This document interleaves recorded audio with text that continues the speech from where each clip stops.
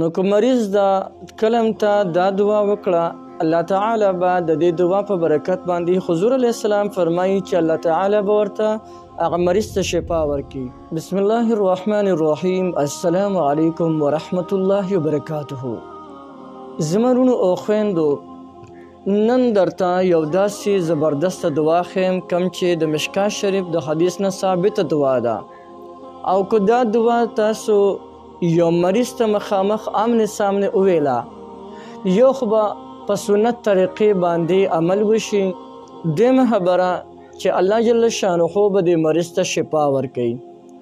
او خصوصا دا زه نه ویم، ګورې دا د مشکات شریف حدیث دی، جناب رسول الله صلی الله علیه وسلم مبارک فرمایي. نو که مریض دپاره دا دعا ته وویله، مخامخ دې ورته وویله، نو الله جل شانه به د دې په برکت سره دغه مریض ته شفا ورکړي. دونه زبردست سره، خصوصا د حضور علیه السلام په هر یو خبره باندې زموږ یقین کامله بروسه ده. خصوصا د هغې مریض په وړاندې دا دعا وایه چې کوم مریض په لاعلاج مرض کې مبتلا شوی وي او د هغو د ټیک کېدو هېڅ امکان نه وي. ډاکټرانو ورته اجازت هم ورکړی دی چې د ده په علاج موږ نه پوهېږو. که دا دعا د هغوی په وړاندې وی، زما 100% یقین دا دی د حضور علیه السلام د خولې وینا ده چې الله جل شانه به دغې مریض ته شفا ورکړي. هر یو مریض، مطلق مریض پکې راغلی دی، هر یو مریض په وړاندې تاسو دا دعا ویلی شئ. راځئ زیات وخت رانه خرابومه، د ټولو اول چې کله تاسو د یو مریض تپوس له ځای نه دا خبریات ساتئ خالص د الله د رضا دپاره ځئ. کله چې د الله د رضا دپاره د یو مریض تپوس له لاړ شئ، نو د ستا دپاره 80,000 ملایک د مغفرت سوالونه کوي. یو خبره، نو د الله د رضا دپاره ځئ، په دې ارادې سره مزه چې ګورې دی بیا سبا المال هم راځي، د دې ثوابونه بیا تاسو بیا چې کوم دی محرومه یې.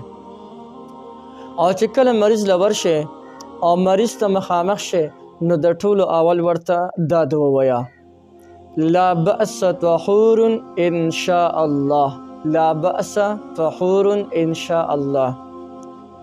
او د هغې نه پس ورته د هغه په مخامخ د هغو د شفا دپاره دا او دا دعا 7 ځله وکړه. دعا ډېره اسانه ده. دعا دا ده: اسأل الله العظیم رب العرش العظیم ان یشفیکا. که چاته نه یاده شوې، دوباره دا ویډیو راوروستو کې دغه ځای نه دې وګوري. اصلا زمانه دا وخت پکې زیات نشي په دې ویډیو کې نور. که دا دعا تاسو وکړئ، نو د مشکات شریف حدیث دی، او جناب رسول الله صلی الله علیه وسلم مبارک فرمایي کلم چې اوه کرته دا دعا یو کس ووایي، نو الله جل شانه به مریض ته ضرور شفا ورکوي. الفاظو ته ګوره، الله جل شانه به دغه مریض ته ضرور شفا ورکوي. خو یو خبره کوي، استثنا د یو خبرې کوي، تر دې پورې چې د هغه ګورې مرګ نه راغلی. که مرګ وخت راغلو، نو دا جدا خبره ده. د مرګ نه علاوه د تمامو بیمارو علاج هغه دا دعا ده. نو یو ډیر زبردست دعا مې درته وښوله د مشکات شریف د حدیث نه، د حضور پاک علیه الصلاة والسلام مبارک د هغې نه ثابته دعا ده، او واقع چې په دې باندې مریضانو ته شفا میلاویږي. نو تاسې هم کولی شئ، نورو ملګرو ته هم ښولی شئ، دې نه مکمل پیدا اخیستلی شئ. او یو خو چې دا دعا وایې، نو په سنت طریقې باندې په حدیث باندې عمل وشو، تا ته به ثواب میلاو شو. دویم دا چې د دې دعا ویلو سره دغه مریض ته شفا میلاو شوله، دا هم یو قسم له تا ته اجر میلاو شولو.